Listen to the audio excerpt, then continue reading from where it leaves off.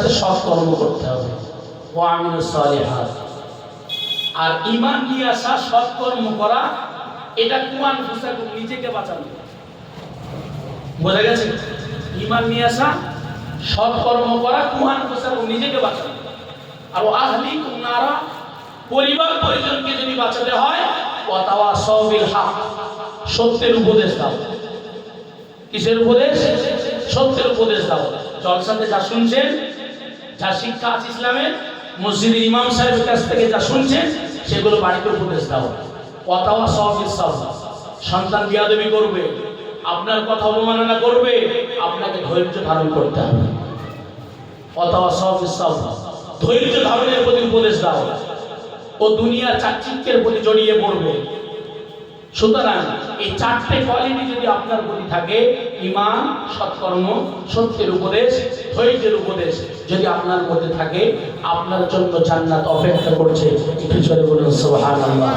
জয় বাবা, উস্তাদ সমতুল্য আপনাদের ইমাম, আপনাদের রাহবার, আপনাদের পথ প্রদর্শক এই মসজিদের ইমাম অপেক্ষা করছেন। ওনাকে বসিয়ে রেখে কথা বলাটা এক প্রকার বিয়াদবি। আমার ইতিবিক্ষিপ্ত বক্তব্য এখানেই শেষ করছি। আল্লাহ পাক যদি সময় দেয়, কখনো হলে আবার আপনাদের সম্মুখে আসবে ইনশাআল্লাহ। যদি আমার কথার মধ্যে কোনো প্রকার কষ্ট পেয়ে থাকেন, ক্ষমা করবেন। আপনারা আমার জন্য দোয়া করবেন, আমি আপনাদের জন্য দোয়া করি। পরিশেষে একটি বার্তা, আমরা আহলে ফুরফুরা সিলসিলার মানুষ। বর্তমান সময়ে ফুরফুরা সিলসিলার মাদ্রাসাগুলো একেবারে দুর্বল হয়ে পড়েছে। কারণ বিভিন্ন অসুবিধার কারণে। আমি নিজে হাতে একটি মাদ্রাসা চালাই। মাদ্রাসাটা আগে চালাতেন আমাদের দক্ষিণ 24 পরগনার একজন প্রবীণ আলেম মাওলানা সিরাজুল ইসলাম সাহেব। উনি একদম বয়স হয়ে গেছে। আমার হাতে সে দায়িত্ব পড়েছে। ঘটকপুকুর আবু বকর সিদ্দিকিয়া মেমোরিয়াল মাদ্রাসা এতিমখানা, 200 জন ছাত্র পড়াশোনা করে ওই মাদ্রাসায়। পয়লা ফাল্গুন জলসা হবে, এবং যদি কখনো ঘটকপুকুর যান, একটু মাদ্রাসাতে ঘুরে আসবেন। সিলসিলার মানুষগুলো যদি সিলসিলার মাদ্রাসার প্রতি যদি গুরুত্ব না দেয়, আগামী ভবিষ্যৎ আলেম শূন্য পরিবেশ তৈরি হবে। আলেম ওলামা খুঁজে পাবেন না। আর যারা ট্রেনে করে বাইরে থেকে জ্ঞান নিয়ে আসবে, ফিতনা ছড়াবে, দাদা হুজুরের তৈরি করা পরিবেশকে নষ্ট করবে। আমার কথা বোঝা যাচ্ছে? সুতরাং আপনার সিলসিলার বাতাস, সিলসিলার পরিবেশকে তো রক্ষা করবেন। এই বলে আমার বক্তব্য শেষ করছি। আসসালামু আলাইকুম ওয়া রাহমাতুল্লাহি ওয়া বারাকাতুহু। দরুদ শরীফ আল্লাহুম্মা সাল্লি আলা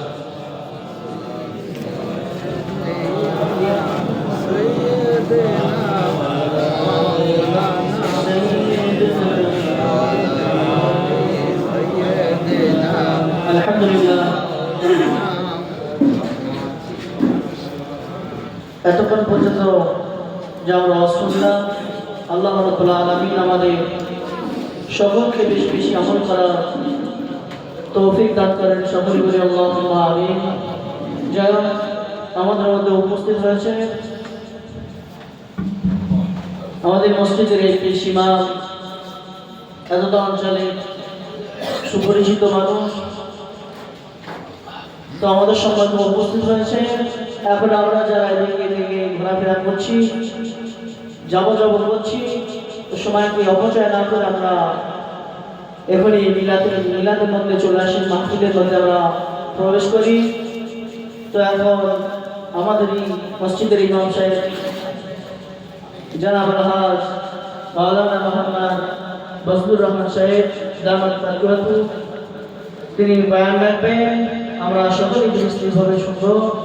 তকবীর পড়ি আমরা। নারে তাকবীর, নারে তাকবীর, নারে তাকবীর। দরুদ শরীফ পড়ি আল্লাহুম্মা সাল্লি আলা সাইয়্যিদিনা মাওলানা মুহাম্মদ ওয়া আলি সাইয়্যিদিনা মাওলানা মুহাম্মদ। আসসালামু আলাইকুম ওয়া রাহমাতুল্লাহি ওয়া বারাকাতুহু। কমিটি ছেলেরা বাম দিকে বা ডান দিকে চট বিছিয়ে দিয়ে ভালো হতো। ডান দিকে বা বাম দিকে দুই দিকে দুটো চট দিয়েছিল, লোক পিছনে যদি কীর্তনভাবে আসে যা আসে মারাতো, লোকগুলো ছড়িয়ে গেছে। চট নেই তাও ওই ডান দিকে বাঁ দিকে দিকে বসে এদিকে দিয়ে যাবে। আর পিছনে যারা আসেন সামনে মুখ দেখতে পাইনি আওয়াজ করে দেয়, না চিনতে পারলে আওয়াজ করে দেয়।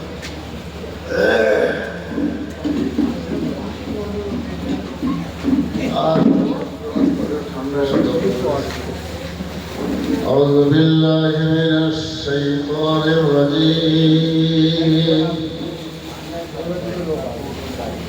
بسم الله الرحمن الرحيم.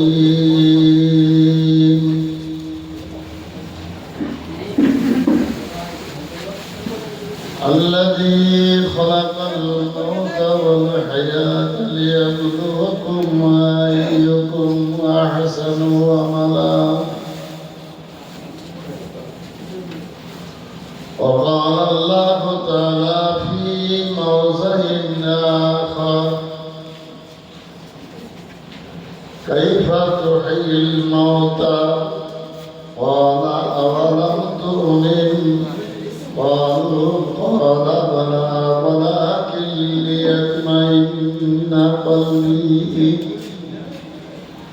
وقال النبي صلى الله تعالى عليه وسلم: من سلم المسلمون من لسانه ويده، أو كما قال عليه الصلاة والسلام. وقال الله تعالى تعظيما لنبيه وتكريما لحبيبه: ما كان محمد أبا أحد من رجالكم ولكن رسول الله وخاتم النبيين، وكان الله بكل شيء عليما. إن الله وملائكته يصلون على النبي يا أيها الذين آمنوا صلوا عليه وسلموا تسليما. اللهم صل على سيدنا مولانا محمد وعلى آل سيدنا مولانا محمد. একবার আমায় দেহ দেখা স্বপ্নে রাসূলে মুস্তাফা। সবাই বলুন আমিন। একবার আমায় দেহ দেখা স্বপ্নে রাসূলে মুস্তাফা। সহায় আমার তুমি সখা। সাল্লি আলা মুহাম্মাদিন। আল্লাহুম্মা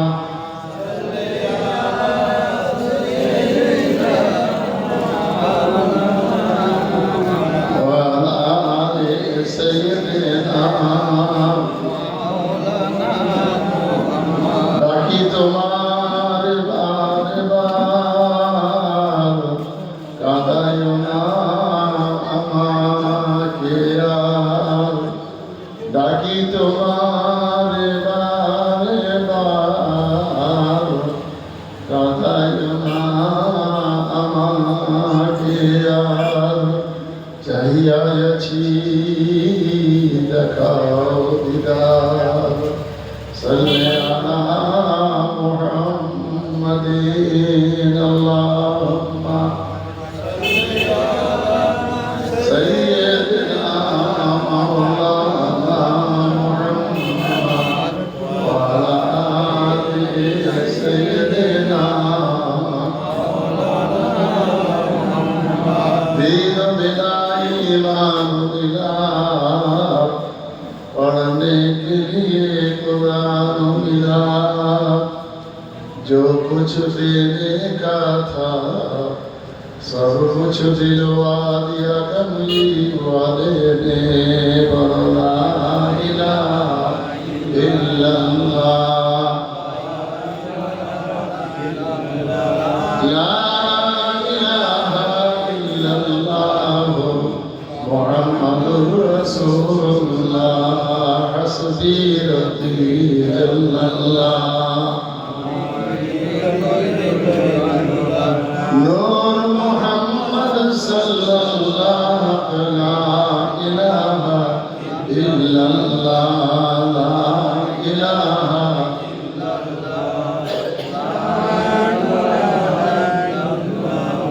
मुहम्मदुर रसूलुल्लाह, ला खालिका इल्लल्लाह, ला मखलूका इल्लल्लाह, ला ज़ाहिरा इल्लल्लाह, ला बातिना इल्लल्लाह, ला इलाहा इल्लल्लाह, ला इलाहा इल्लल्लाह, मुहम्मदुर रसूलुल्लाह। अल्लाहुम्मा सल्ली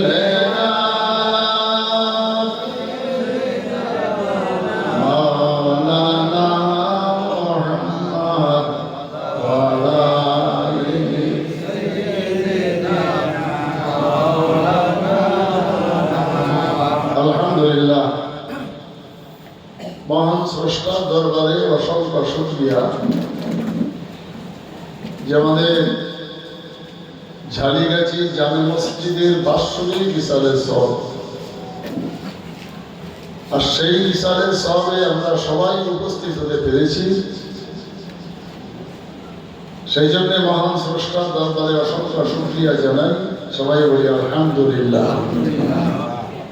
তারপরে জানাই সাইয়্যিদুল মুরসালিন রাহমাতাল লিল আলামিন, ইমামুল আম্বিয়া শাফিউল মুজনবিন, প্রিয় নবী আহমদে মুস্তাফা মুহাম্মদে মুস্তাফা সাল্লাল্লাহু আলাইহি সাল্লামের প্রতি অসংখ্য দরুদ ও সালাম। সবাই বলি সাল্লাল্লাহু আলাইহি ওয়াসাল্লাম। আজকের এই সভার সম্মানিত সভাপতি সাহেব, ওলামায়ে দ্বীন, আওলাদে আউলিয়া, বক্তা শ্রোতা, নারী পুরুষ নির্বিশেষে সবার প্রতি আন্তরিক সালাম, শুভেচ্ছা, ভালোবাসা জানাই। অল্প সময়ের জন্য দুটি কয়েক কথা, কুরআনুল কারীমের দুটো আয়াতে কারিমা, হাদিস শরীফ থেকে একটা ছোট্ট হাদিস আমি রেখেছি, তার উপরেই আলোচনা করে আমার বক্তব্য শেষ করব ইনশাআল্লাহ।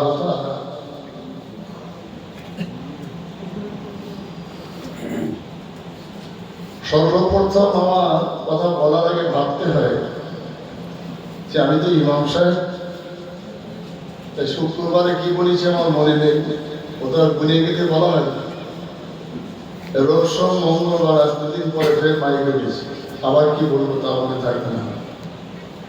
আর আমার একটা বদভ্যাস হলো এটা যে আমি স্টেজে তথা মেম্বারে যখন উঠি কোনো কিছু গুছিয়ে নিয়ে উঠি। আমার দৃঢ় বিশ্বাস যে আমি এখানে বসেছি যার কথা বলার জন্য, তিনি আমাকে যা বলাবেন আমি তাই বলবো ইনশাআল্লাহ। সেই জন্য গুছিয়ে আনতে হয় না। কেতাব পর্যন্ত দেখিনি বললেই চলে। ও একেবারে খুব ঠেলা করলে একাদিন হাতে করি, কোন কালে পড়েছিল সে আর মনে নেই, 35-40 বছর আগে। তারপরেও মহান আল্লাহর শপথ যে এই মাহফিলে দু চারটে কথা বলি। মাইকে ওঠার পরে একটা শ্রেণীর মানুষ তারা ভাবে এবারে উঠেছে, আরেক শ্রেণীর মানুষ বলে এবারে কোথাও, আরেক শ্রেণীর মানুষ বলে এবারে বলবে।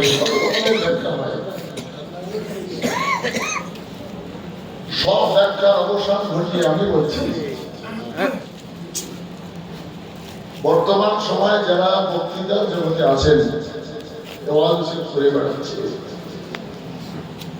তারা 60 বছরের ঊর্ধ্বে আমার মনে হয় সব ওমর সিদ্দিকী সাহেব আর আমজাদ সাহেব ছাড়া সব ওই 40, 45, 30, 25 এসব যেসব ছাত্রের সমান আমার সব ছেলে ওয়াজ করছিল। সিরাজ সাহেবের কথা যাকে বলছিলেন যে মাদ্রাসা প্রতিষ্ঠাতা, সে লোকটা আর আমি একসঙ্গে শায়ের মাদ্রাসা মাস্টার অসুস্থ হয়ে শুয়ে আছে, কখনো ছেলের গাড়িতে এখানে সেখানে যায় মাদ্রাসায়। কালেরায় গ্রামের বাড়ি পাশে, আল্লাহ তাকে সেবায় করিয়ে দান করুন, সবাই বলি আল্লাহ। আমাদের গ্রামে মসজিদে 2-4 দিন হলো, কদিন জানি না, কমাস ইমামতি করেছেন জ্ঞানী মানুষ, প্রবীণ মানুষ জনাব মোতালেব সাহেব। তিনিও খুব কঠিনভাবে অসুস্থ এবং তার অন্তিম সময় যেন মহান আল্লাহ মূল্যবান ইমানের কর্মটা জবান দিয়ে জারি করি, তার আল্লাহ তাকে সাড়া দেওয়ার তৌফিক দান করে, সবাই বলি আল্লাহ।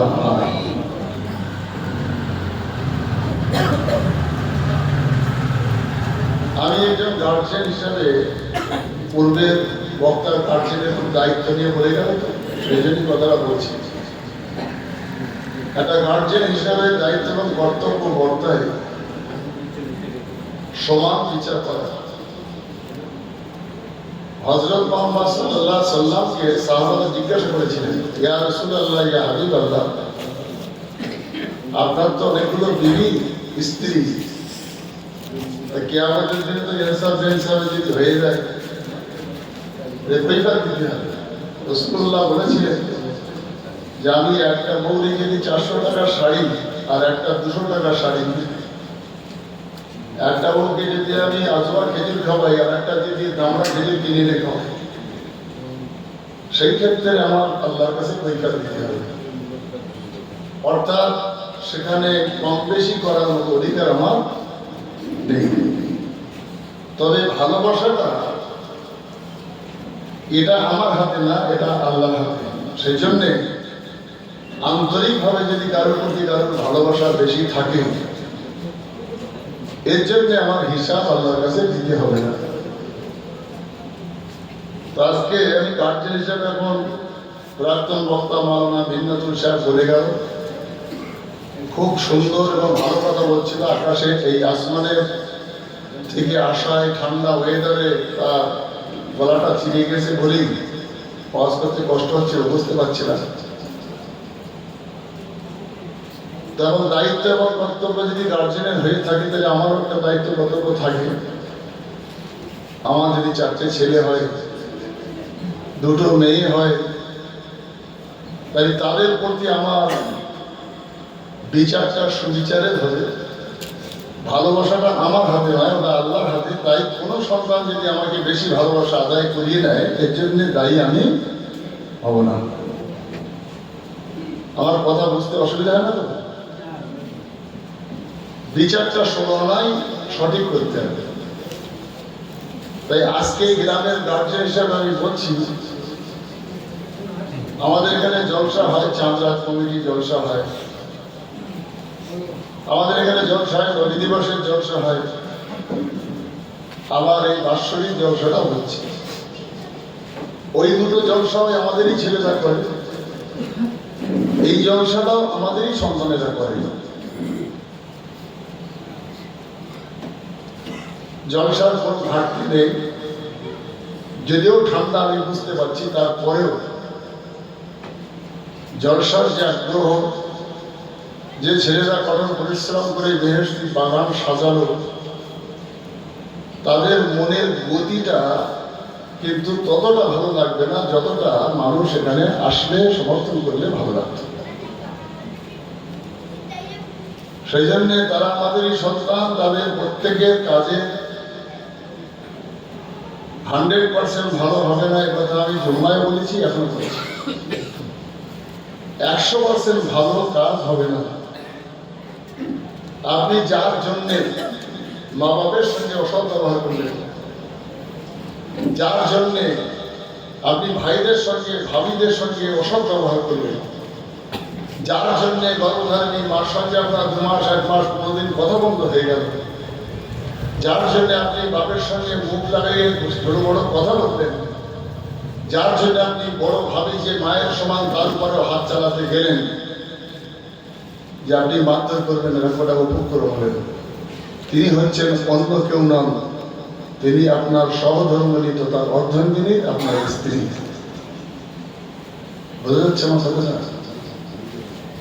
যে বউর কথা শুনে মা বাবের উপরেও চড়াও হতে পারে ছেলে, যে বউর জন্যে বড় ভাবির উপরে ভাইয়ের উপরে চড়াও হতে পারে যে ছেলে, সেই লোকটাও জানে যে তার স্বামী আর স্ত্রী দুইজনে এক বালিশে মাথা রাখার পরেও সেই স্বামী আর স্ত্রীর ভিতরে 100% মিল হবে না, সেখানেও ঘাটতি। যার জন্য এত পাপ করলেন তার কথাও আপনার সঙ্গে একমত হল না। তাই আমার এই মহল্লার ছেলেরা কেউ নামাজ পড়ে, কেউ নামাজ পড়ে না, কেউ বিড়ি খায়, কেউ তাড়ি খায়, কেউ জোয়া খেলে, কেউ মদ খায়, কেউ লটারি কাটে, কেউ শুধু লাগান বেড়ানোর কাজ করে, কেউ কারোর ব্যবসার ক্ষতি করে, কেউ কারোর গাড়ি যাচ্ছে 5 টাকা দেয়, ও 4.5 টাকা বা 4 টাকা দিয়ে তার পার্টিটা কেড়ে নেবে, এসব ধান্দাবাজি হয়। সব দোষে ভরা সমাজ। সেই সমূহ সমাজের দোষগুলোকে সব ধরলে আপনি আর কারোর সঙ্গে চলতে পারবেন না। সমাজ মনে করে যে আমি আপনাকে একটা চড় কথা বললাম, আপনি এবারে চুপ করে থাকবেন, তার মানে আমি জিতে গেলাম না, ভুল ভাবনা। তা যদি হতো তাহলে ওই বুজুর্গ কথাটা তো বারবারই বলি, তাহলে ওটা কি হবে? আল্লাহর বান্দা রাস্তা দিয়ে যাচ্ছিলেন, ভালো মানুষ, ফকির মানুষ, গরিব মানুষ, অসহায়, দুর্বল, থলে কাঁদে, তার জুতোর কাদাটা যদি একটা মেয়ের গালে গিয়ে পড়ে,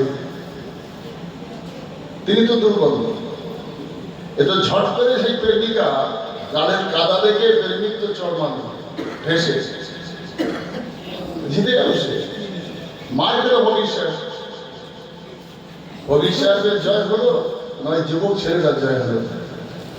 রেজাল্ট জানালো এটা যে যুবক ছেলেটার পরাজয় হলো যে তার প্রেমিকা সেখানে দাঁড়িয়ে ছটফট করে মরে গেল। একটা চড় মারার জন্য অন্যায় ভাবে, তার অভিশাপে, তার বদদোয়ায় তোমার মূল সম্পদ যার জন্য তুমি পাগল সেটাই হারিয়ে গেল। সেই জন্য রাসূল আকরাম সাল্লাল্লাহু আলাইহি ওয়াসাল্লাম বলেছেন, মান সালামাল মুসলিমুনা মিন লিসানিহি ওয়া ইয়াদিহি আও কামা ক্বালা আলাইহিস সালাতু ওয়াসসালাম।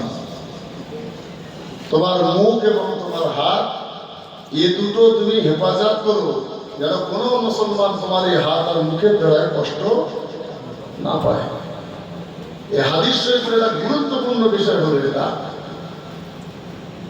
যে মানুষ তো হাত চালায়, আঘাত করে হাত দিয়ে, মারতে পারে হাত দিয়ে, তারপরেও রাসূলুল্লাহ বললেন, মান সালামাল মুসলিমুনা মিন লিসানিহি, তুমি তোমার জবান দিয়ে যদি কাজটা করো।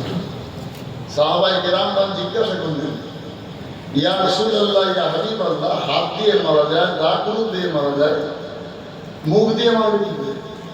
মুখ দিয়ে তো মারা যায় না, তা আপনি মুখের কথা বলছেন?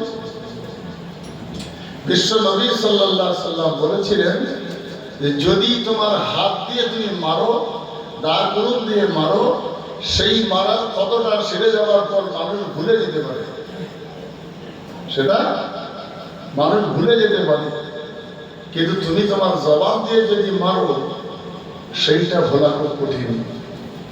কে বলেছেন কথাটা? হযরত মুহাম্মদ সাল্লাল্লাহু আলাইহি সাল্লাম। সেজন্য বলেছেন যে তুমি তোমার জবান এবং হাতকে হেফাজত করো অন্যায় কথা, অন্যায় কাজ থেকে। সারা পৃথিবীর সব থেকে বড় লেখক যিনি আরবি গ্রামারে কিতাব লিখেছেন, সেই লেখক হযরত ইবনে হাজিব রাহমাতুল্লাহ আলাইহি, তিনি তার কিতাবের শুরুতে মুকদ্দমা বলা হয়, ভূমিকায় 2 লাইন কবিতা বলেছেন। আফসোস, এটা দুঃখ, এটা যে সারা পৃথিবীতে বইপত্র পড়ে, যত লাইব্রেরি আছে সব লাইব্রেরির বই পড়ার পরেও একজন ডাক্তার হতে পারে না, সারা পৃথিবীর লাইব্রেরির বই পড়ে একজন উকিল ব্যারিস্টার হতে পারে না, সারা পৃথিবীতে যত লাইব্রেরিতে কেতাবপত্র বইপত্র আছে সেই সমস্ত বইপত্র পড়ে মাস্টার হওয়া যায় না।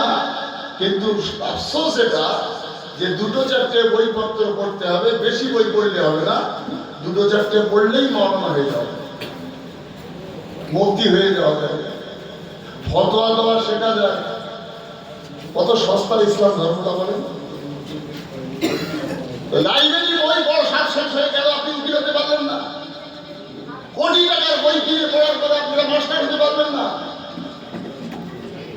কোটি কোটি টাকার বই পড়ে একজন ব্যারিস্টার হওয়া যায় না, কিন্তু মাওলানা বা মুফতি হওয়া যায়।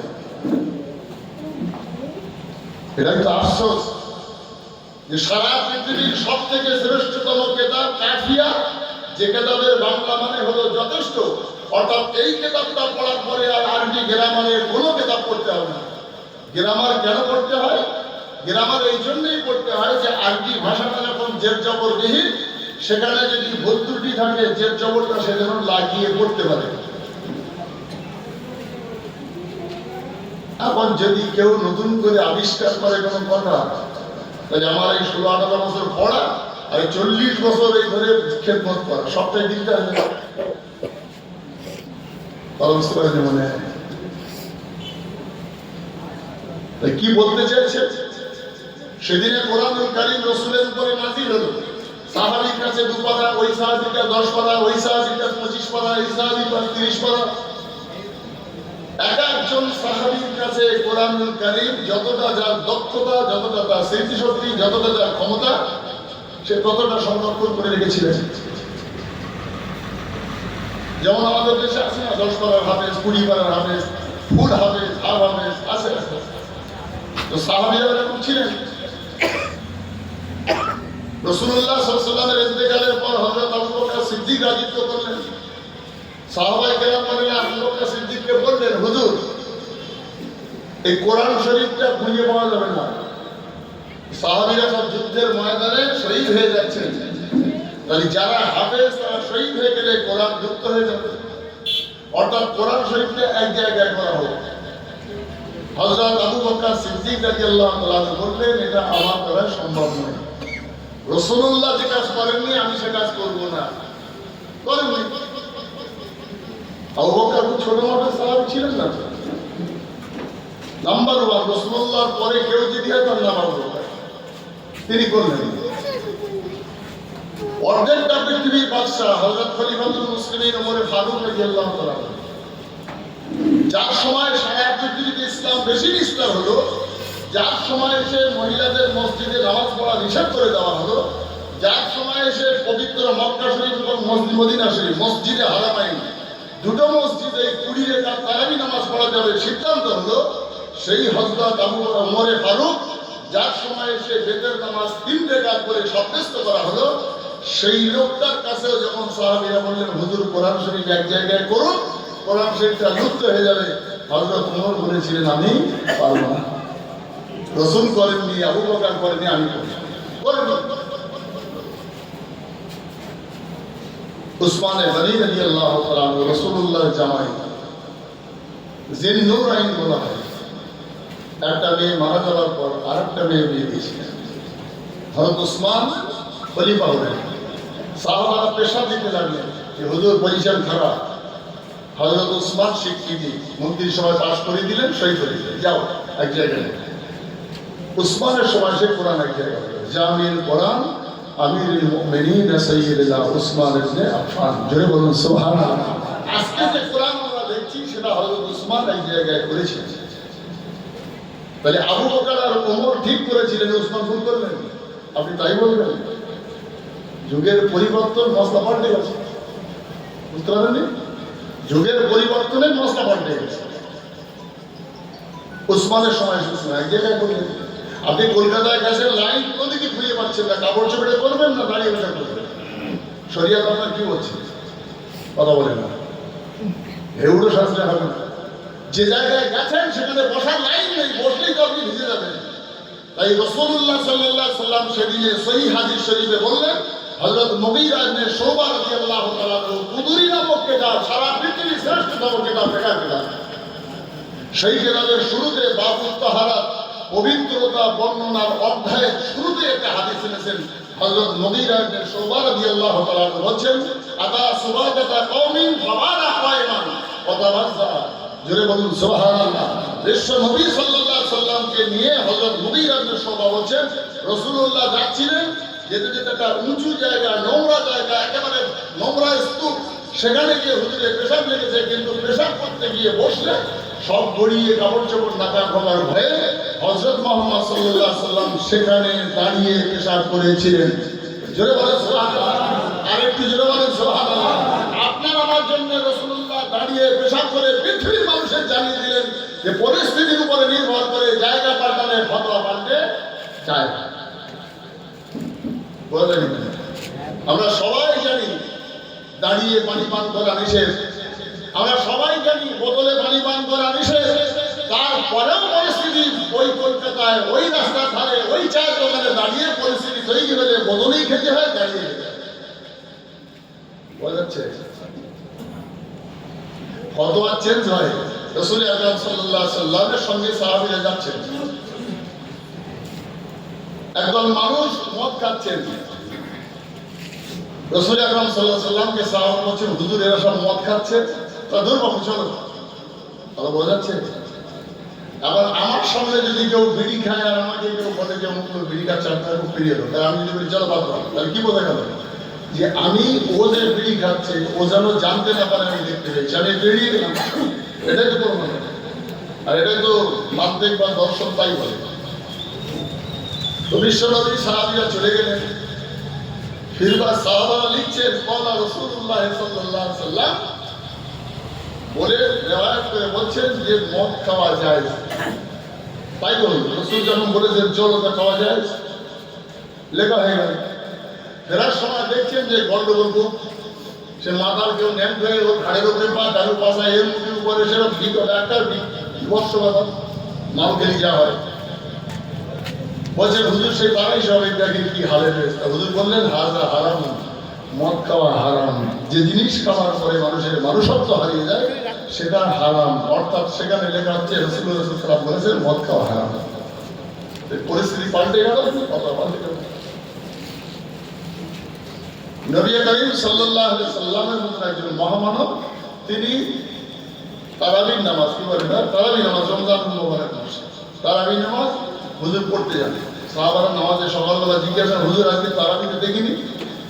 তা বলছেন তারাবি নামাজ যদি আমি কন্টিনিউ 30 দিন পড়ি তাহলে সমস্ত উম্মতের উপরে তারাবি নামাজ পড়াটা ওয়াজিব হয়ে যাবে, যেমন 5 ওয়াক্ত নামাজ ফরজ হয়ে যাবে। সেই জন্য আমি একটা দিন ছেড়ে দিলাম, মানে তোমরা বুঝে নাও যে এটা ফরজ নামাজের সমান নয়। জোরে বলতে পারেন? হুজুর যদি 30টা রোজাই নামাজ পড়তেন তাহলে আমাদের উপরে ওয়াজিব বা ফরজ হয়ে যেত। আপনার আমার দিকে চেয়ে পরিস্থিতির উপরে নির্ভর করে সাহাবায়ে কেরামগণেরা ফতোয়ার পর চেঞ্জ করে দিয়েছে। আজকে যদি কেউ এসে বলে জুম্মার নামাজ 2 রাকাত, আজকে যদি কেউ এসে বলে বেতরের নামাজ 1 রাকাত, আজকে যদি কেউ এসে বলে 20 রাকাতের জায়গায় 8 রাকাত তারাবি, এই 16-18 বছর পড়লো আর এই 40 বছর এই ওয়াজ করলাম, সব ভুলে গেল। হযরত ওমর ভুল করে গেলেন। হারামাইন মানে বোঝেন তো, 1 রাকাত নামাজ পড়লে 1 লক্ষ রাকাত নামাজের সওয়াব হয় কাবা শরীফে। মসজিদে নববীতে 1 রাকাত নামাজ পড়লে 50 লক্ষ রাকাত নামাজের সওয়াব, 50,000 রাকাত নামাজের সওয়াব হয়। বাইতুল মুকাদ্দাসে 1 রাকাত নামাজ পড়লে 25,000 রাকাত নামাজ পড়লে সওয়াব সমান হয়। সেখানেও 20 রাকাত তারাবি নামাজ হয়। জোরে বলুন সুবহানাল্লাহ। আপনি আর আমি নিঃসন্দেহে জানি যে শরীয়তের বিধানটা রাসূলের সুন্নাত যেমন, সাহাবীদেরও কাজটা সুন্নাতের মধ্যে পড়ে, বহু ক্ষেত্রে আছে তেমন। যে মানুষগুলোর সুসংবাদ দিলেন রাসূলুল্লাহ সাল্লাল্লাহু আলাইহি ওয়াসাল্লাম, তারা সব বেহেশতি। তার মধ্যে হযরত আবু বকর সিদ্দিক, ওমর ফারুক, উসমান গনি, হযরত আলী কাররামাল্লাহু ওয়াজহু, এনারা। তাই যত বক্তা ওয়াজ করছেন, যদিও তারা বয়সের জুনিয়র, আমি তাদের কাছে এই বার্তাটা দিতে চাই, নামাজ বেশি পড়াতে হবে না, রোজা বেশি করাতে হবে না, আর খুব বেশি পর্দা টর্দা করার ওয়াজ নিষেধ করার দরকার নেই। ও চেল্লানোটাই সার, যার জায়গায় সে থাক, অন্তত ইমানটা বাঁচাবার জন্য। তার মূল্যবান ঈমান এবং আকীদা ঠিক এই উপরে বক্তব্য রাখা উচিত বলে আমি মনে করি। যদি আমার হাতটাই ঠিক না থাকে তাহলে দুনিয়ার নামাজ আর দুনিয়ার রোজা করে তো লাভ হবে না। সেই জন্য ঈমান ও আকীদা ঠিক রেখে পাত্রটাকে ঠিক রাখতে হবে যে আমি ঈমানদার। থাকতে গেলে প্রথম শর্ত হচ্ছে তাকে আদব হতে হবে, বেয়াদব হতে হবে না। দ্বিতীয় হলো যে হযরত রাসূল করিম সাল্লাল্লাহু আলাইহি সাল্লাম বলেছেন আর সাহাবী কান নুজুম, আমার এক একটা সাহাবী এক একটা তারকার সমান, তোমরা তাদের সম্পর্কে কথা বলার সময় হিসাব করে কথা বলো। তাদের প্রতি সম্মান শ্রদ্ধা রাখতে হবে। তাই আল্লাহ শিখিয়েছেন কাইফা তাকফুরুনা বিল্লাহি ওয়া কুনতুম আমওয়াতান ফাআহইয়াকুম। ও আমার বান্দা, তোমরা কেমন করে আমার কুফরি করো, আমার নাশকরি করো। আমি আল্লাহ তোমাদের তৈরি করেছি আইয়ুকুম আহসানু আমালা, তোমরা কেমন আমল করবে তার বিচার করার জন্য। আইয়া আমার সৎ আমল, ভালো আমল, নেক আমল, এর মানে নামাজ পড়া নয়, এর মানে রোজা করা নয়, এর মানে যাকাত দেওয়া নয়, এর মানে হজ করা নয়। সৎ আমল মানে যে কাজটাই ভালো, সেটা চাষ হোক, বাস হোক, ব্যবহার হোক, আচার হোক, রাস্তাঘাটে চলাফেরা হোক, টোটালটাই আপনার যদি সৎ হয় সেইটার বিচার হবে। চলার পথে যেগুলো অন্যায় হবে তার বিচার হবে। আল্লাহ একবারও বলেন নাই ওরে আমার বান্দা আমি তোমাদের তৈরি করেছি নামাজ রোজা হজ যাকাতের হিসাব নেব। কথা বলেন আইয়ুকুম আহসানু আমালা, ভালো কাজের হিসাব নেব, মন্দ কাজের হিসাব নেব। আল্লাহ বলেননি যে নামাজ না পড়া শুধু হিসাব। আর মন্দ কাজ ভালো কাজের আওয়াজ বলছি আমরা করতে করতে সব বুড়ো হয়ে গেল। বোনের সম্পত্তি ভাই ভাগি দিচ্ছে, ভাইয়ের সম্পত্তি ভাই ভাগি দিচ্ছে, এক ইঞ্চিলে লড়াই হচ্ছে, দুই ইঞ্চিলে মাটির কোরবানি হচ্ছে। ওরা তো ভালো, তারা ডিভাইডেড করে দেওয়া হলো যে এটা ভালো আর এটা মন্দ, তাহলে মন্দ মিটে গেল। ভালোর ভিতরে মন্দ থাকলে তো সমস্যা নাকি? ভালোর ভিতরে মন্দ থাকলে তো সমস্যা। যেদিনে সরকার আলম সাল্লাল্লাহু আলাইহি সাল্লাম দোয়া করছেন, আবু জেহেল লোক পাঠিয়ে দিতে পারে মোহাম্মদের বলো তো গেল। আবু জেহেলের বার্তাবা গিয়ে রাসূলুল্লাহকে বলছে মোহাম্মদ তোমার চাচা খবর দিয়েছে একটা সুসংবাদ। কি বলো? তা হচ্ছে কাবা শরীফে এই অশান্তি না করে তুমি এক কাজ করো, 6 মাস তোমার আল্লাহর ইবাদত করবো আমরা সবাই, অর্থাৎ নামাজ কালাম যাই করো সব। আর 6 মাস তোমার লোকজন আমাদের দেবদেবী পুজো করবে। কম্প্রোমাইজ করে দেওয়ার জন্য আবু জেহেল বার্তা পাঠিয়েছে। এটা কখন পাঠায় জানেন? এই বার্তাটা পাঠায় কম্প্রোমাইজ করার জন্য। কখন জানে না, যারা রাজনীতি করে তারা জানে। এই কম্প্রোমাইজ করা হয় ওই সময় যখন সে বোঝে যে আমার লাইন খারাপ, তার আগে সারেন্ডার হয়ে যায়, কম্প্রোমাইজ করার চেষ্টা করে যে আজকে ধরে বেঁধে রেখেছি, কালকে হবে না, ছড়িয়ে যাবে। তখন কম্প্রোমাইজের বার্তা পাঠানো হয়। তো আবু জেহেল বুঝে নিয়েছিল যে আমার রাজত্বের অবসান ঘটবে যা পজিশন, তাই কম্প্রোমাইজ করার বার্তা পাঠাবার পরে আপনার আমার নবী হযরত মুহাম্মদ সাল্লাল্লাহু আলাইহি সাল্লাম দুশ্চিন্তা করে গেলেন যে আল্লাহ এখন কি করি, এ তো চাচাটা করছে বা বলছি, আমি কি করি, তুমি আমার বলে দাও। আল্লাহ বলি না যে পাঠাবেন না। জিবরাইল আমিন তশরিফ আনলেন, ইয়া রাসূলুল্লাহ ইয়া হাবিবাল্লাহ হুজুর কুল ইয়া আইয়ুহাল কাফিরুন, জোরে বলেন সুবহানাল্লাহ। সূরা কাফিরুন নাযিল হলো, বিশ্ব নবীকে বলা হলো কুল ইয়া আইয়ুহাল কাফিরুন লা আ'বুদু মা তা'বুদুন। ওরে আল্লাহর নবী আপনি বলে দিন ওদেরকে যে তোমাদের দেবদেবীর পূজা আমরা করতে পারবো না, আমরা আমাদের আল্লাহর পূজা করব, তুমি তোমাদের দেবীর পূজা করবে। লাকুম দীনুকুম ওয়ালিয়া দীন, আল্লাহ বলে দিয়েছেন তোমাদের ধর্ম তোমার কাছে থাকবে, আমার ধর্ম আমার কাছে থাকবে। অর্থাৎ ধর্মের ভিতরে কম্প্রোমাইজ করা হবে না। যদি বলতে পারবেন না ঈমান ও আকীদাকে ধরে রাখার জন্য ভাইজান কম্প্রোমাইজ হবে না। সে যত বড়ই বান্দা হোক না কেন, মাথা হ্যাঁ করে কম্প্রোমাইজ করলে পরে বেঈমান হবে, ঈমান চলে যাবে। সে যত বড় আলেম, যত বড় বিশ্বাস, যত বড় বুজুর্গ হোক না কেন, কম্প্রোমাইজ হবে বাপ বেটার ঝগড়ার মাঝখানে, কম্প্রোমাইজ হবে সম্পত্তি নিয়ে, কম্প্রোমাইজ হবে আপনার চলাফেরায়, কথাবার্তায়, কম্প্রোমাইজ ধর্মের ভিতরে হবে না। অর্থাৎ আল্লাহ বলে দিলেন, আমার হাবিব আপনি বলে দিন, ওরা ওদের দেবদেবীর পূজা করবে, আপনি আপনার আল্লাহর পূজা করবেন। 6 মাস 6 মাস বার হবে না। আরেকবার জোরে বলেন। তাহলে বোঝা গেল যে কাফের আর ঈমানদার নাকি দুটো ভাগ হয়ে গেল। এই কাফের আর ঈমানদার ভাগ হয়ে যাওয়ার পর মুসলমানরা জানতো যে এরা সব ঈমানদার, ওরা জানতো যে এরা সব ঈমানদার। এখানে ঝামেলা নেই, কথা বলে না। একটা বাঘের সঙ্গে একজন মানুষ নিঃসন্দেহে যাবে না, যাবে। সে জানে যে ওর সুযোগ পেলে তো মারবে আদা। একটা ছাগলের সঙ্গে মানুষ যেতে পারে, একটা গরুর সঙ্গে যেতে পারে, একটা মানুষের সঙ্গে মানুষ যেতে পারে, কিন্তু বাঘের সঙ্গে, সিংহর সঙ্গে যাবে, যাবে, তার তো জান চলে যাবে। সে এক বুজুর্গের কাছে জিজ্ঞাসা করছে, তাহলে ইমানদার মনের মুসলমান, সেই যারা মুসলমানের ঘরে আছে, সেই লোকগুলো যদি হিংস্র পশুর ন্যায় তার আত্মা হয়, আপনার চলার ক্ষেত্রে ঈমান ফিরে দেবে। গোলাম আহমদ কাদিয়ানী বলেছে, মোহাম্মদ শেষ নবী না, আমি শেষ নবী। কে বলেছেন? মির্জা গোলাম আহমেদ কাদিয়ানী, পশ্চিম পাকিস্তানে বাড়ি। তার একটা দল আছে, জমাত আছে, বাংলাদেশে বহু মানুষ আছেন তারা কাদিয়ানী ফেরকার লোক। তারা হযরত মুহাম্মদকে শেষ নবী বলে না, গোলাম আহমদ কাদিয়ানীকে শেষ নবী বলে। শিয়ারা আছে, তারা জিবরাইল ভুল করে ওহি মুহাম্মাদের কাছে, আলীর কাছে না দিয়ে মুহাম্মাদের কাছে দিয়েছে বলে তারা আলীকে নবী বলে মানে।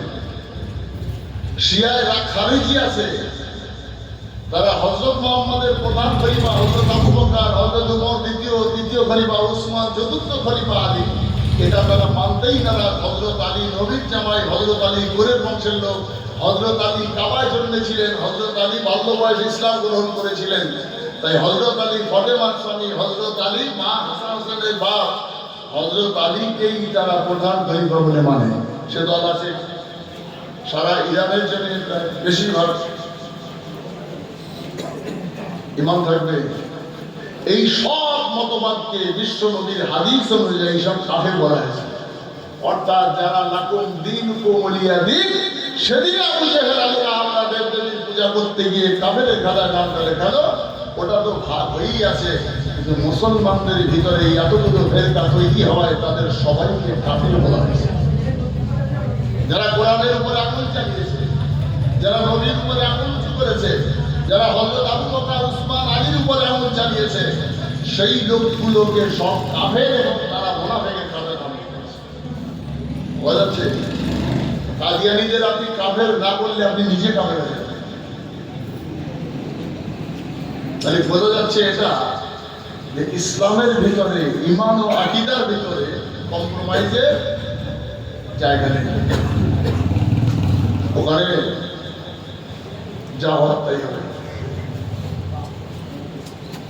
তাই রাসূল আকরাম সাল্লাল্লাহু আলাইহি সাল্লাম বলেছেন, ইন্নাল মুনাফিকিনা ফি দারকিল আসফাল।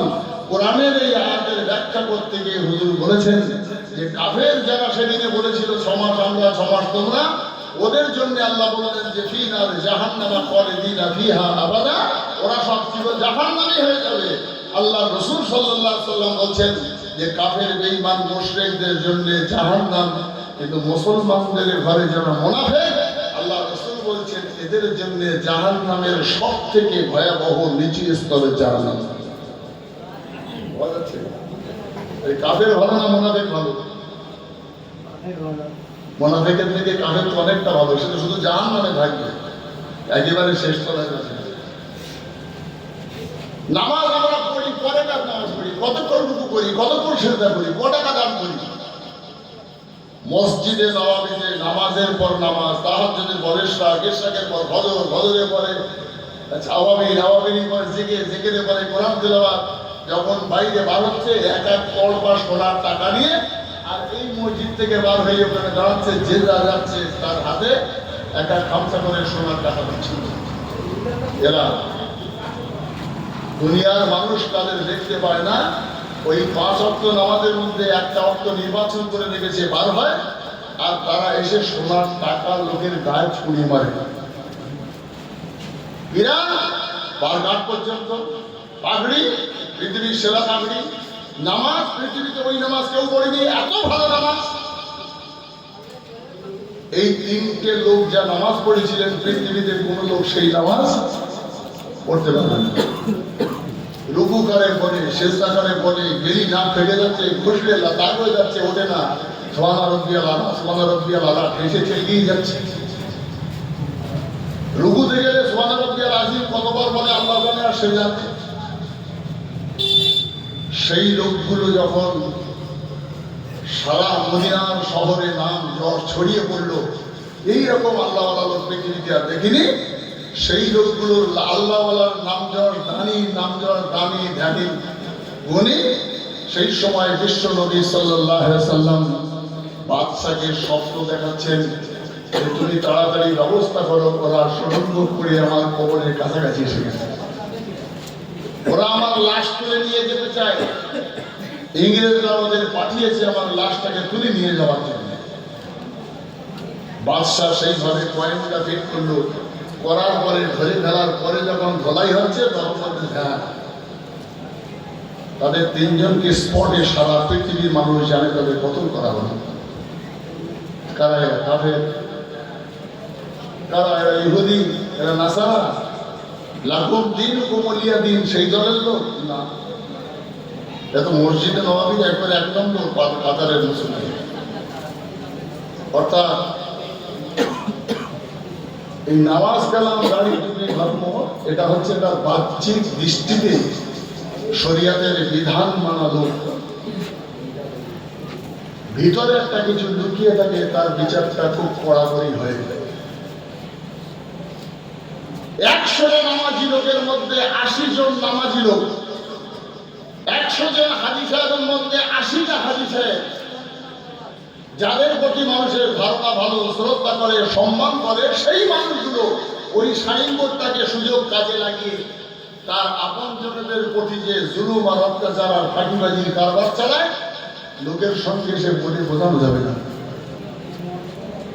তাদের ভাষা, তাদের চালচলন। তাহলে আপনি আমরা যে মাহফিলে বসেছি, যারা এখনো বাইরে আছেন, নিশ্চয়ই আমি ইমাম সাহেব হিসেবে আমার কথা বেশি গুরুত্ব দিয়ে শুনছেন। এই গ্রামের একটা লোক নামাজ পড়ে না, আমার অসুবিধা আছে? এই গ্রামে একজন লোক জুয়া খেলবে, আমার কোনো অসুবিধা আছে? এই গ্রামে 5 জন মদ খাবে, আমার কোনো অসুবিধা আছে? বরাবর আমাদের কোনো অসুবিধা নেই। আমি নামাজ পড়াবো, মাস গেলে মাইনে লোক বাড়ি যাবে। এই গ্রামের মানুষের মধ্যে নামাজি হোক, সুদখোর হোক, মদখোর হোক, জুয়াখোর হোক, লটারি কাটা হোক, এতে আমার কিচ্ছু যায় আসে না। তারপরেও আমার এটা দায়িত্ব এবং কর্তব্য হিসাবে আমি সবার উপরে ঠেক দিয়ে আমাকে বলতেই হবে যে এই কাজগুলো শরিয়ত বিরোধী কাজ নাকি। এই কাজগুলো করলে তোমার জান্নাতের পথ বন্ধ হবে। সর্বপ্রথম আপনাকে জানতে হবে যে রাসূল পৃথিবীতে আর আসবেন না।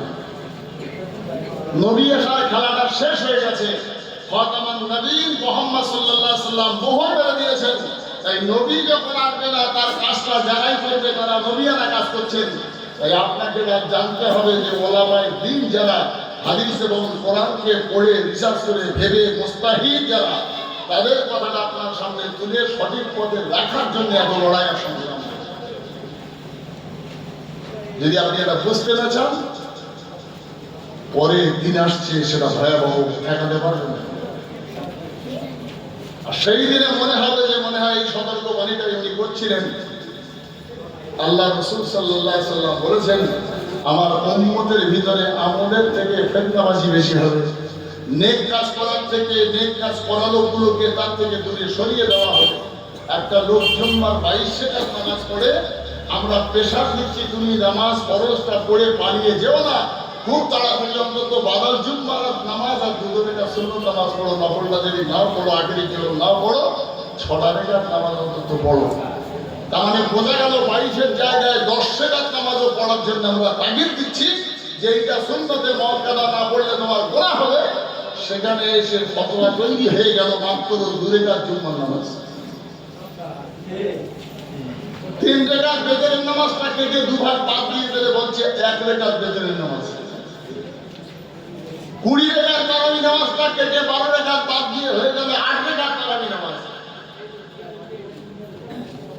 দাড়ির মতো একটা মূল্যবান জিনিস যেটাকে সুন্নতে মুআক্কাদা এবং ওয়াজিব বা ফরজ বলা হয়েছে, সেটাও যদি না থাকে একটা ফাসেক লোক যত বড় কথাই বলুক না কার কথার মূল্যায়ন হবে না। শরীয়তের ব্যাপার ফাসেকের কথার 2 পয়সা দাম নেই ইসলামে। ওটা দুনিয়াদারি ব্যবসা কথা বলছি না, আমি ধর্মের ভিত্তিতে। যদি বলেন কেন, ইমাম বুখারী রাহমাতুল্লাহির কাহিনী আপনাদের কাছে বহুবার বলেছি, আবারও বলছি।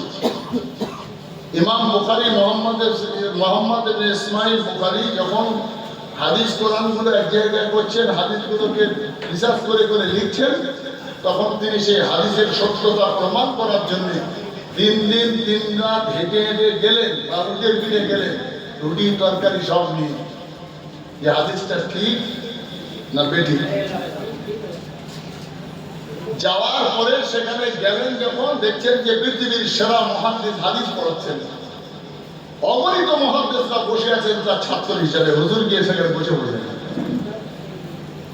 সেই মজলিসে সেই মুহাদ্দিস সাহেবের এক পোতা কেতাব ধরে টানাটানি সেনাছেড়ি, এর কেতাব টানে ওর কেতাব টানে, জ্বালাতন করে। মুহাদ্দিস সাহেব মুঠো বেঁধে ডাকলেন পোতাকে, এই ভাই এদিকে। ওনার পোতা চলে আসেন কাছে, যে মুঠো বেঁধেছে মানে খাওয়ার। আসার পরে যখন বসলেন, তাকে কোলের কাছে বসিয়ে দিলেন। ইমাম বুখারী উঠে চলে যাচ্ছেন। তো ইনি বলছেন, তুমি চলে যাচ্ছ কেন? এত দূর থেকে আসলে কোথায় বোখারা আর কোথায় নিয়ে এসছো, তুমি এখান থেকে চলে যাচ্ছ? তো বলে, যে জন্য এসেছিলাম সেটা আমার হয়ে গেছে, অর্থাৎ আপনার মতন ধোঁকাবাজ লোকের হাদিস আমি বুখারীতে লিখবো না। তিনি বলতে পারেননি। ইমাম বুখারীর থেকেও বড় মুহাদ্দিস তিনি, তার হাদিসটাও ইমাম বুখারী কিতাবে লিখে দিলেন ওইটুকুনি একটা অন্যায় কাজ করার জন্য। একটা হাদিস শরীফ রাসূল থেকে কেউ ইমাম বুখারী পর্যন্ত আসেনি, রাসূলের কাছ থেকে ইমাম বুখারীর কাছে আসেনি। হাদিস রাসূলুল্লাহ বলেছিলেন, রাসূল করেছিলেন, কিংবা রাসূল সেখানে চুপ করেছিলেন। তো বিশ্বনবী হযরত মুহাম্মদ সাল্লাল্লাহু আলাইহি সাল্লামের এই বলা কিংবা কোনো কাজ করা কিংবা কোনো কাজের সমর্থন করা, সেটা সাহাবীরা জানেন। তাহলে হযরত মুহাম্মদ সাল্লাল্লাহু আলাইহি সাল্লামের এই কর্মকাণ্ডটা বললেন হযরত আবু বকর সিদ্দিক, যে আমি রাসূলকে দেখেছি, এই কথা বলেছিলেন। আবু বকর সিদ্দিক যখন বললেন, তার কাছ থেকে শুনেছেন ইবনে মাসউদ রাদিয়াল্লাহু তাআলা আরেকজন সাহাবী, তিনি বলছেন আমি আবু বকরের থেকে শুনেছি। ইবনে মাসউদ রাদিয়াল্লাহু তাআলা হাদিসটা যখন বর্ণনা করছেন, হযরত যায়েদ রাদিয়াল্লাহু তাআলা বলছেন আমি এই হাদিসটা হযরত রাসূলুল্লাহ থেকে আবু বকর, আবু বকর থেকে হযরত যায়েদ বলছেন আমি এই হাদিসটা শুনেছি। তার কাছ থেকে হযরত ইবনে মাসউদ রাদিয়াল্লাহু তাআলা শুনলেন, বলছেন আমি রাসূলের কাছ থেকে আবু বকর, আবু বকরের কাছ থেকে উসমান, উসমানের কাছ থেকে হযরত আলী, আলীর কাছ থেকে যায়েদের কাছ থেকে আমি শুনেছি। ইমাম বুখারী বলছেন যে এই হাদিসটার ভিতরে আমি সবকটা সাহাবীকে দক্ষ, পরেজগার, মুত্তাকি সাহাবী দেখেছি, তাই হাযা হাদিসুন সহিহুন, এই হাদিসটাই আমার কাছে গ্রহণযোগ্য। জেনে বলুন সুবহানাল্লাহ। একটা হাদিস রাসূল থেকে আবু বকর শুনেছেন, সেই হাদিসটা আবু বকরের কাছ থেকে ওমর শুনেছেন, ওমরের কাছ থেকে হযরত আবু হুরায়রা শুনেছেন, আবু হুরায়রার কাছ থেকে হযরত মা আয়েশা শুনেছেন, মা আয়েশার কাছ থেকে মারওয়ান শুনেছেন, মারওয়ানের কাছ থেকে হযরত যায়েদ শুনেছেন। ইমাম বুখারী বলছেন হাযা হাদিসুন যায়ীফুন, এই হাদিসকে আমি গ্রহণযোগ্যতা এই জন্য দেব না যে মারওয়ান লোকটা ফিতনা সৃষ্টি করত, যে কারবালার মাঠের দুর্ধর্ষ দুর্ঘটনার নায়ক তিনি, তাই এইরকম একজন মুনাফিক এই হাদিসটার মাঝখানে ঢুকে গেছে, মানে হাদিসটা দুর্বল। জেনে বলতে পারলেন না? আমি কি বলছি আমার মনে হয় আপনাদের বুঝতে অসুবিধা নেই। হাদিস মানেই মেনে নেওয়ার মতো নয়। হাদিসের ভিতরে ভেজাল লোক ঢুকে গেলে সে হাদিসকে মুনকার বলা হয়, মওযু বলা হয়, যঈফ বলা হয়। হাদিস যখন সঠিকভাবে আসে সেই হাদিসটাকে মশহুর বলা হয়, সেই হাদিসটাকে সহিহ বলা হয়। সেই হাদিসের উপরে সমস্ত ইমামদের একমত হয়ে গেলে হাদিসে মুত্তাফাকুন আলাইহি বলা হয়। দুর্ভাগ্য, স্মৃতিশক্তি দুর্বল কোন মাদ্রাসার সঙ্গে যুক্ত না থাকার জন্য আমি আপনার রেফারেন্সটা মনে হয় খুব ভালো করে দিয়ে বোঝাতে পারিনি। সেই জন্যে যদি এটা পড়ার সঙ্গে যুক্ত থাকতো হয়তো একটু ভালো করে বলতে পারতো। সেই ইমাম বুখারী যখন হাদিসগুলোকে এত জায়গায় কষ্ট করে এখানে এনে দিলেন, সেই হাদিসের ভিতরে একটা হাদিস হলো কিরাতুল ইমাম কিরাতুল্লাহ, ইমামের কিরাতটাই তোমার কিরাত। সেই ইমাম বুখারীর কাছে হযরত ইমাম আবু হানিফা রাহমাতুল্লাহ বলেন, ফানকে ফাত ইজা কুরিয়াল কুরআন ফাসতামিউ লাহু ওয়া আনসিতু লাআল্লাকুম তুরহামুন। হযরত ইমাম আযম আবু হানিফা বলেন, কোরআন যেখানে তেলাওয়াত হয় তোমরা চুপ করে থাকো, শোনো, আল্লাহ তোমাদের উপরে রহমত বর্ষিত করবে। আপনি যদি আপনার মতো চলেন, আপনি যদি আমার মতো অযোগ্য মানুষকে গ্রহণ না করেন, তাহলে আমাদের কিছু করার নেই। বেয়াদবরা বলে জানাজা একটু দোয়া টোয়া করি, যেমন দোয়া করা হয় জানাজা শেষে। ওদের জানাজা মানেই তো দোয়া, তারপরে দোয়া করা লাগে। জানাজা মানে দোয়া। আমার তো জীবনে আমি পড়িনি কোনো হাদিস এবং কোরআনে যায় ৬০-৬৫ বছর বয়স হয়ে গেল, না পড়েছি না শুনেছি যে জানাজা মানে যদি দোয়া হয়, তার কোনো দোয়াই কি বলে কাদা সোজা করো, কোনো দোয়াই কি বলে কোনো দোয়াই কি বলে সবটাই শুধু হয়, শুধু হয় না রে রুকুটা, সেজদা, রুকু সেজদা ছাড়া নামাজের সবটা হয়। বলি জানাজার নামাজের নিয়ত করেছি বলতে হয়, জানাজার দোয়ার নিয়ত করছি বলতে হয়। কথা বোঝা যাচ্ছে? তাহলে নয় দোয়া নোয়াদ দিয়া আরবা তাকবীরাতে সালাতে জানাজাতে, সালাত মানে নামাজ, জানাজা মানে মাইয়াতের জন্য।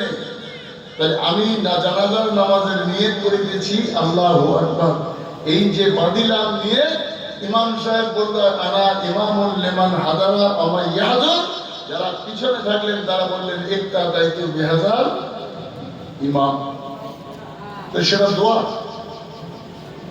সৈয়দনা ইমামে আযম রহমাতুল্লাহ, হযরত পীর আবু বকর সিদ্দিকী রহমাতুল্লাহ, আল্লামা রুহুল আমিন সাহেব রহমাতুল্লাহ, হযরত মাওলানা ফতেহ ওয়াইসি রহমাতুল্লাহ, আল্লামা হামিদ সাহেব জালালি রহমাতুল্লাহ, আব্দুল আজিজ কনকপুরি রহমাতুল্লাহ, তারা সবাই মিলে বলেছেন যে দোয়াগুলো জানাজায় দাঁড়িয়ে পড়া হয় সেটা আরবি ভাষায় পড়া হয়।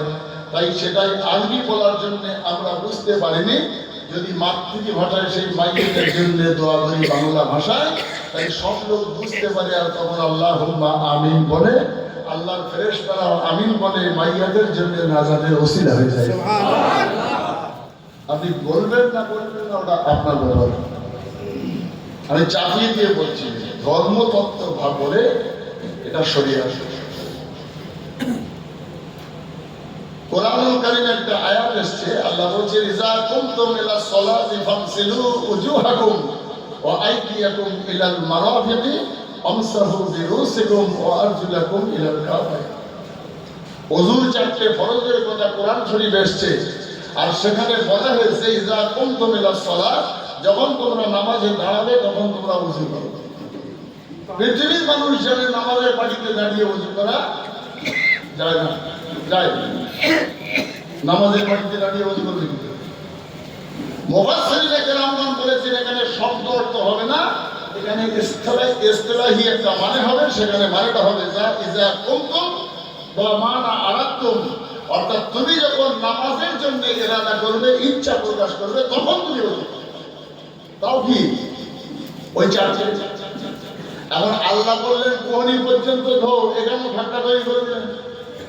আল্লাহ বলেন মুখমণ্ডলটা ধো, আল্লাহ বলেন ঘাট পর্যন্ত ধো, মাথা মোছাবো। চারটে কথা বললেন। নিঃসন্দেহে আমরা মুখ ধুয়ে মাথা মোছা করে কোহনি পর্যন্ত দিয়ে পা দিয়ে ওযু করি না, করি কুলি করি, নাকে পানি দিই, কবজি পর্যন্ত ধুই, তারপরে একবার ছাড়া 3 বার করে ঘোরাই, এসব তো বলিনি কোরআনে।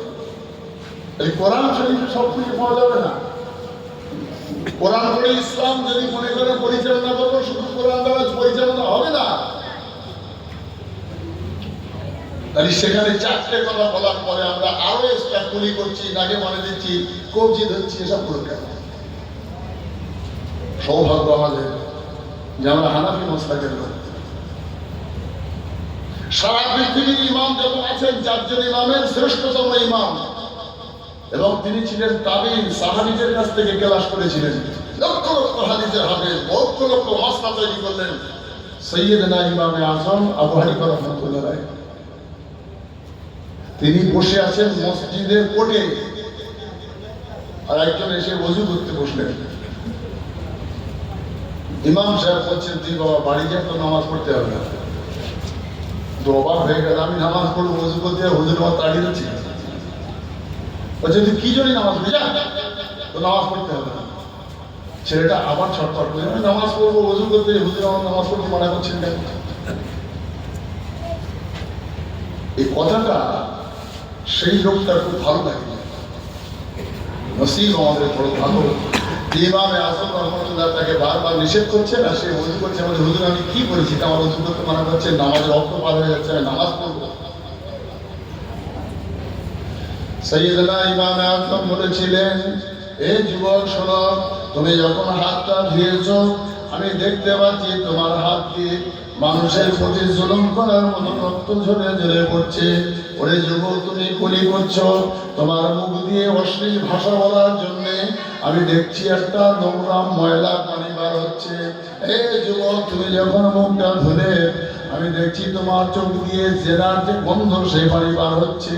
ওরে যুবক, শুনে নে, তুই এই কাজগুলো থেকে যতক্ষণ তওবা করে না ফিরবি, ততক্ষণ তোর নামাজ পড়ে কোনো লাভ হবে না। আরেকটু জোরে বলেন। সেই জন্য সৈয়দনা ইমামে আযম বলেছেন, যখন মানুষ ওযু করে, তার অঙ্গ প্রত্যঙ্গের ওযুর জন্য তার পানিতে সঙ্গে সঙ্গে পাপগুলো ধুয়ে যায়। আমি আবু হানিফা সচক্ষে দেখেছি যে তার অঙ্গ প্রত্যঙ্গ থেকে গোনাগুলো ধুয়ে ধুয়ে পড়ে যায়। ইমামে আযম বলেছেন, ওযুর পানি দিয়ে কেউ যদি তার কোনো পাত্র, কোনো কাপড় চোপড় পরিষ্কার না ধৌত করে, ইমামে আযমের মসলা হলো ওই পানিতে তার কোনো বস্তু পাক করা যায় হবে না। ও পানিটা নাপাকের থেকেও খারাপ। ওযু করার পানি দিয়ে আপনি লুঙ্গি দিয়ে পরিষ্কার করবেন, ইমাম আবু হানিফা বলছেন হবে না, ওটা পাপ ধুয়ে নাপাক হয়ে গেছে পানিটা। সরকার আলম সাল্লাল্লাহু আলাইহি ওয়াসাল্লাম, আমার দয়ার নবী বসে আছেন, সাহাবায়ে কেরামদের মধ্য থেকে একজন উঠে বলছেন, ইয়া রাসূলুল্লাহ, ইয়া হাবিবাল্লাহ, হুজুর, ময়দানে মাহশরে মানুষ যখন পাগলের ন্যায় ছটফট করবে, কোটি কোটি কোটি কোটি উম্মতদের, আজকিনা উম্মতেরা, কোটি কোটি উম্মতেরা আদম থেকে নিয়ে সমস্ত নবীরাই 800 বছর, 900 বছর, 1000 বছর করে সময় পেয়েছিলেন। ইয়া রাসূলুল্লাহ, ইয়া হাবিবাল্লাহ, হুজুর, তাদের উম্মতের সংখ্যা অনেক বেশি।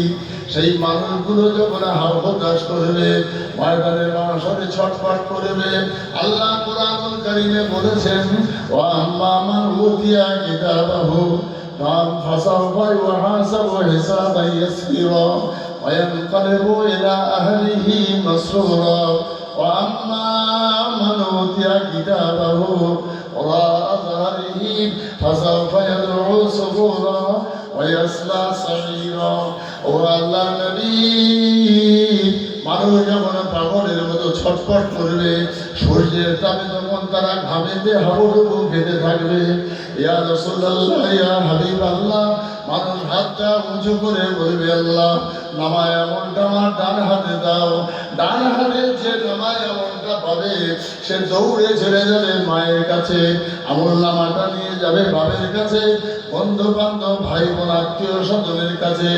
এই দেখো আমি পাস করেছি, আমার এই আপনার টিকিট দেওয়া হয়েছে ফেরেশতাদের। সে খুশিতে পাকপাক হয়ে সারা ময়দানে ঘুরবে আর তা বলবে কালেবু এলা আহলিহি মাসরুরা, তারা এর পরিবার বন্ধু বান্ধবের কাছে খুশি মনে সে দৌড়াতে থাকবে। ও আম্মা মান উতিয়া কিতাবাহু ওরা আযহারিহি, বাম হাতটা মুঠো বেঁধে যে লোকটা পিছনে রেখে দিয়েছিল ওই আমলনামা ঘুরে ঘুরে তার বাম হাতের মুঠোর ভিতরে চলে যাবে। ও যখন সেই মুঠোটা নিয়ে হাউ হাউ করে কাঁদতে থাকবে, আর এই কান্নার সঙ্গে সারা ময়দানের লোক দেখে সে মাথা হ্যাঁ করে দাঁড়িয়ে থাকবে। সামনে বাপ থাকবে কথা বলতে পারবে না, সামনে মা থাকবে কথা বলবে না, শুধুমাত্র তার চোখ দিয়ে ঝরঝর করে পানি ঝরবে। তার কান্নার সেদিনে শেষ হবে না। ইয়া রাসূলুল্লাহ, ইয়া হাবিবাল্লাহ, হুজুর আপনি পড়ুন, ওই অগণিত উম্মতের মাঝখানে আমরা আপনার গুনাহগার উম্মত, আমরা আপনার পাপী উম্মত, আমাদেরকে আপনি কেমন করে চিনে নেবেন? বিশ্বনবী বললেন, আমার সাহাবীরা, আমি তোমাদেরকে বলছি, আরাফাতের ময়দানে চলে যাবে, ওখানে লক্ষ লক্ষ উট ছেড়ে দেবে, সেই উটগুলো সব লাল হবে, আর একটা উট সাদা কালো ছেড়ে দেবে। ওগো আমার সাহাবীরা, ওই লাল উটগুলোর মাঝখান থেকে ওই সাদা কালো উটটাকে তোমরা চিনতে পারবে না। বলতে পারলেন না? ওইটাকে পার করে আনা যাবে না। একটা উট সাদা কালো আর সব লাল। বিশ্বনবী সাল্লাল্লাহু আলাইহি ওয়াসাল্লাম সাহাবীকে বললেন, সাহাবা বলছে, হ্যাঁ আমি তো চেনা যাবে, সব লালের ভিতরে একটা সাদা কালো তো চেনা অসুবিধা। বিশ্বনবী বললেন, ও আমার সাহাবীরা, আমি সেই দিনে ময়দানে মাহশরে আমার উম্মতদের চিন্তা আমার অসুবিধা হবে না। ওগো আমার উম্মতেরা, এ আমার সাহাবীরা, তোমরা যারা নামাজের জন্য, তোমরা যখন কোরআন তেলাওয়াতের জন্য ওযু করবে, ওই ওযুর জায়গাগুলো থেকে গুনাহগুলো ধীরে ধীরে ঝরে ঝরে পড়ে যাবে। আর ওই জায়গাগুলো কিয়ামতের ময়দানে যখন নূর চমকাতে থাকবে, আমি সহজে চিনে নেব। যাদের মুখমণ্ডল দিয়ে নূর চমকাবে, যাদের হাতের কোহনি পর্যন্ত নূর চমকাবে, পায়ের গোড়ালিতে নূর চমকাবে, আমি বুঝে নেব না আমার উম্মত। ইয়া রাসূলুল্লাহ, ইয়া হাবিবাল্লাহ, হুজুর সেই দিনে আমাদের যখন নূর চমকাবে। এই কথাটা শুনবার পরে আল্লাহ রাসূলের একজন সাহাবী বাড়িতে যাওয়ার পরে সে সাত নামাজ পড়তে যাবে, আর শীতকাল করতে সবাই যখন ওযু করছে, সেই যতটা ধোয়া দরকার ততটা ধোয় না। আমরা ধুই না, মামলার বাধা থেকে সব জড়ানো সরানো, আবার মুখে পানি দিয়ে বুঝি করি, বোঝা হবে না, হবে একটা ফসল শুকনো থাকলেও তো ওযু হবে না। কপালের গোড়ালির চুল, দাড়ির নিচে ঢোলকুনির হুড়ো হাড়, আর কানের মুরগি বাড়ি পড়ে যে মেয়ের আছে জায়গায়, ওই জায়গা থেকে জুলপি নেমেছে, যেটা মাঝখানের গ্যাপ, এটা সব ধৌত করা ফরজ।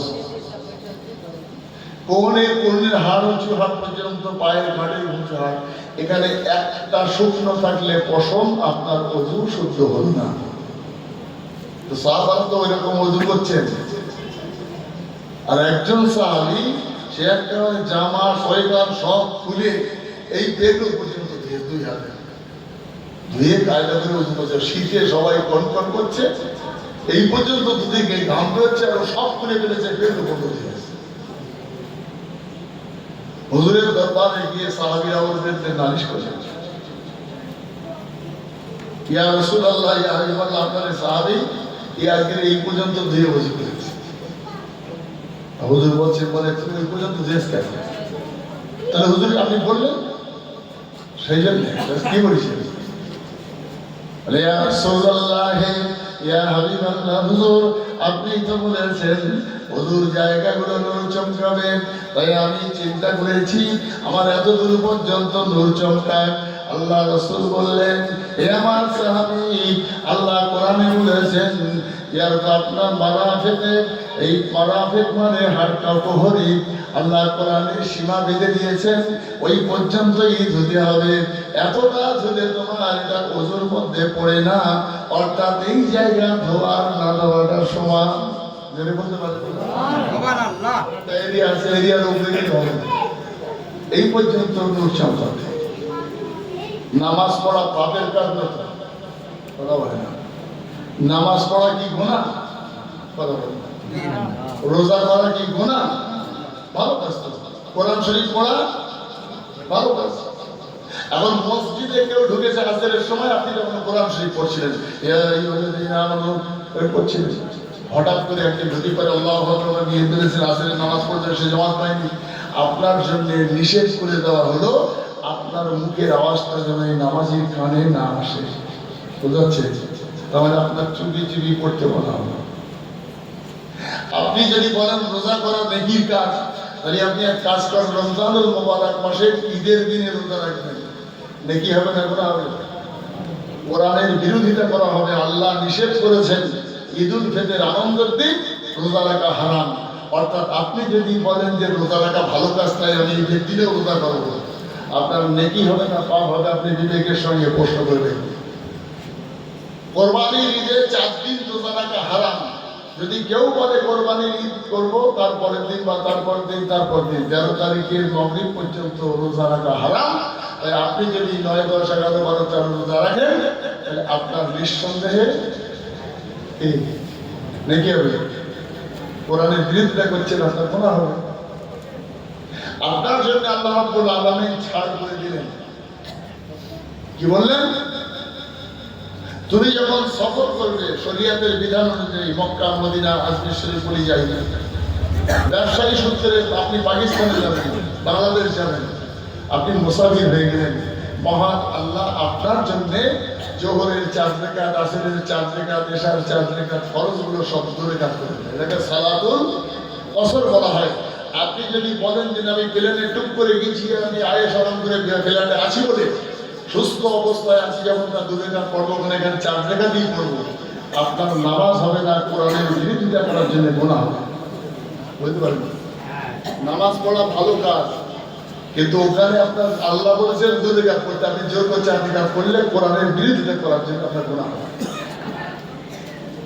সেই জন্যে আপনার আমার উচিত হবে শরীয়তের বিধান অনুযায়ী মহান আল্লাহ যেগুলো আমাদের উপরে রেখেছেন, আমি শুরুতেই বলেছি যে কোরআন এবং হাদিস অনুযায়ী কাফের, বেঈমান, মুশরিকদের জন্য যে শাস্তি সেটা আছেই, কিন্তু মুনাফিক যারা হবে, ইসলামের মধ্যে যারা আদর ধরবে, পায়জামা কেটে যারা আন্ডারপ্যান্ট করে ফেলবে, তাদের বিচারে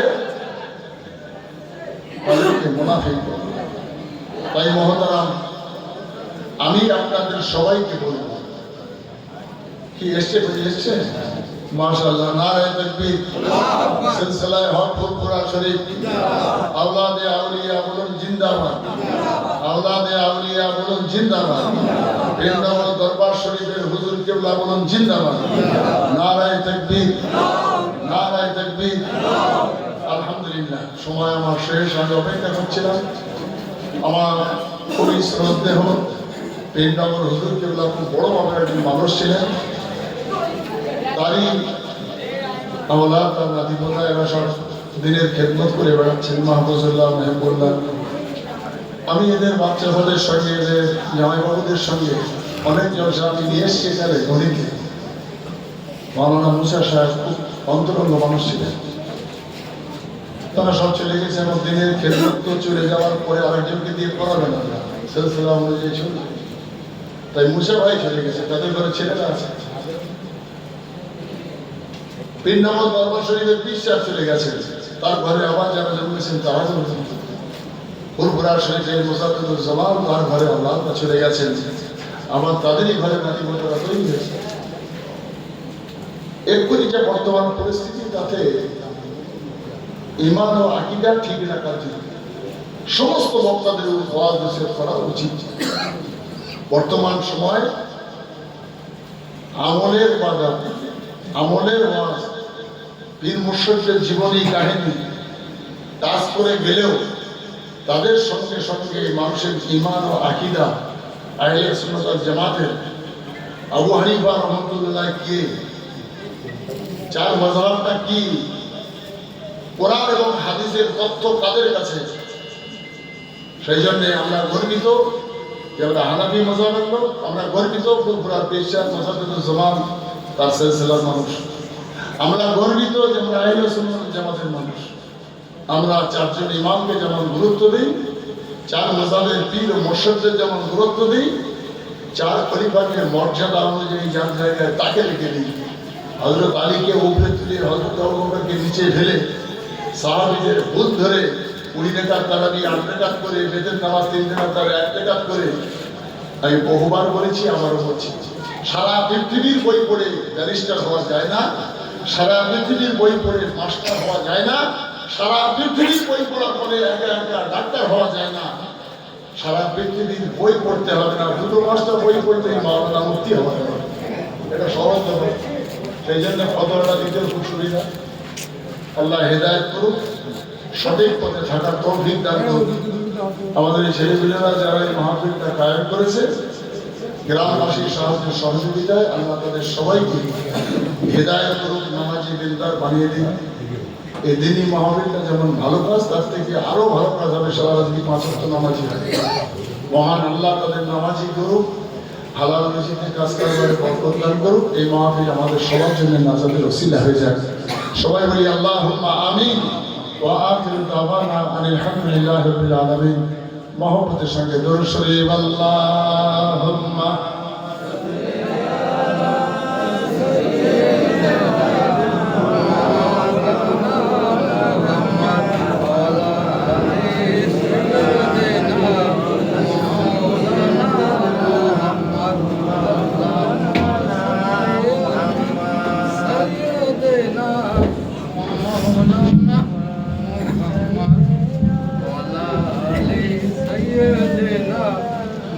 আসসালামু আলাইকুম ওয়া রাহমাতুল্লাহি ওয়া বারাকাতুহু।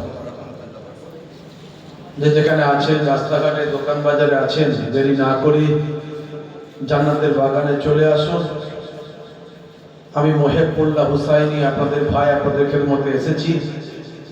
ফুরফুরা শরীফ ছোট হুজুর পীর কেবলা রহমাতুল্লাহ আলাইহির মেয়ের ছেলে নাতি, মায়াপুর পীর নগরী হুজুর পীর কেবলা রহমাতুল্লাহ আলাইহির ছেলে পৌত্র, দুই দরবারের মেহমান হয়ে মুসাফির হালাতে বহু দূর থেকে আপনাদের খেদমতে এসেছি।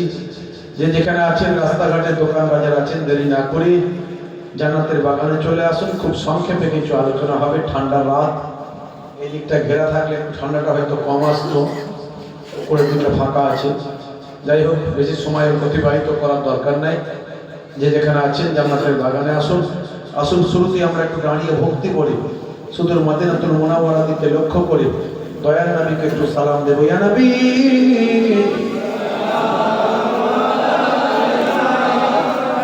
ইয়া রাসূল সালামুন আলাইকা ইয়া হাবিব সালামুন সালাওয়াতুল্লাহ। आज है ईद ए मुबारक,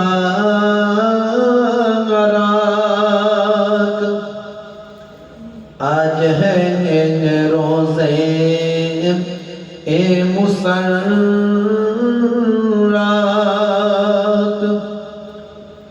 आज है वक्त बिलादत,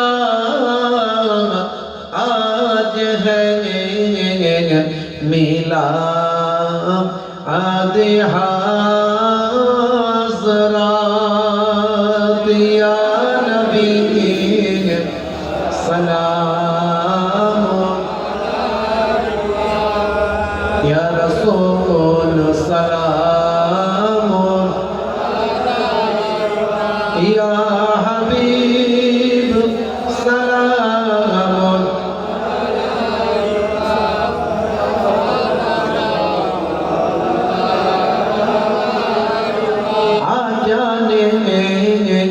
सोनी अपनार नाम, नामाजे परी अपनार नाम,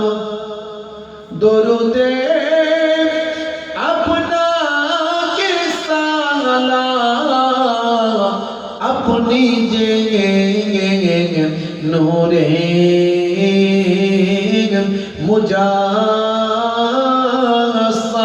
मुजास्साम या नबी सलाम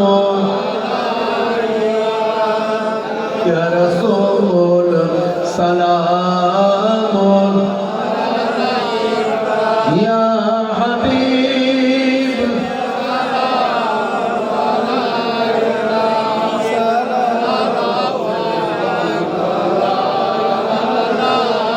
रसूलेर पिता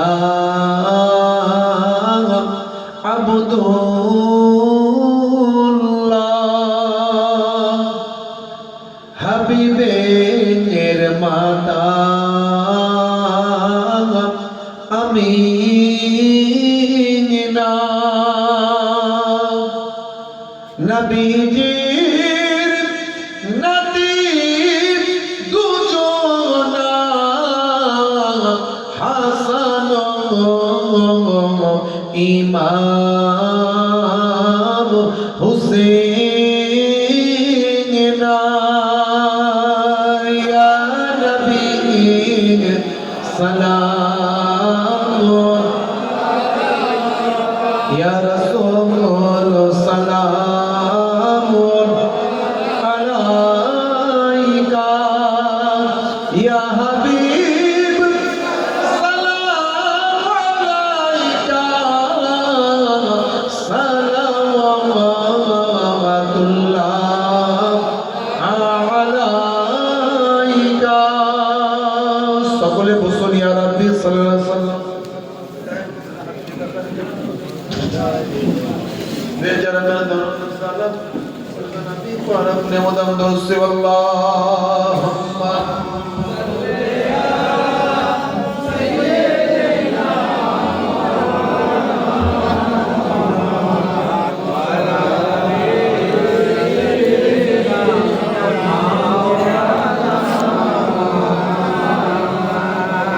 अल्हम्दुलिल्लाह अल्हम्दुलिल्लाहि व कफा व सलामुन अला इबादिहिल्लज़ीना इस्तफा अम्मा